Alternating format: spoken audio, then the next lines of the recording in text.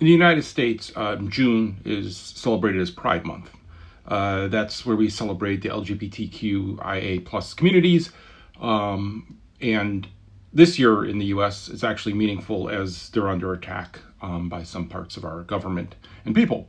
But if you're like, hey, man, just get out of my games or whatever, and it's not your thing, just remember, like, so games are made by creative people. And there's engineers, there's writers, there's artists, there's a broad set of people. I've worked in theater, I've worked in musical theater, I've worked in ballet. I'm not a dancer, I was an electrician in ballet. I've worked for concerts. There's a whole slew of kind of creative stuff that I've gotten to do in a variety of places, either being what they would call the creative or technical person. But in all of those, you've got to put a little of yourself out there. And it's uncomfortable. Like I've talked about before, is I've come from a family that wasn't creative. We didn't do things like make games or write stories. And so you have this doubt of like, who says I'm allowed to do that? It gnaws at you, right? I mean, even as old as I am now and starting on a new project, I still sometimes have that doubt. Because it's just not used to expressing yourself that way. But we want to make sure that we're allowing that expression to happen, and a lot of that comes from is people who are comfortable with expressing themselves.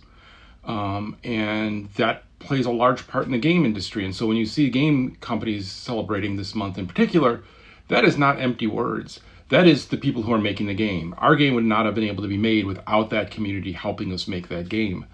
They were part of the team. This is just the fabric of a creative industry, right? And you can scream all you want for freedom and all of this and whatever down your throat, but the reality is if you suppress this group, you're not free. You've just chosen some group to suppress. Now, don't give me some false argument about illegal stuff or any of that. Nobody's doing that. We're not talking about that. That's a fabricated argument. I'm talking about the real people out there just trying to live their lives and do their things. You're seeing it a lot now in the US because it's decided to be a safe thing to politicize, to go after.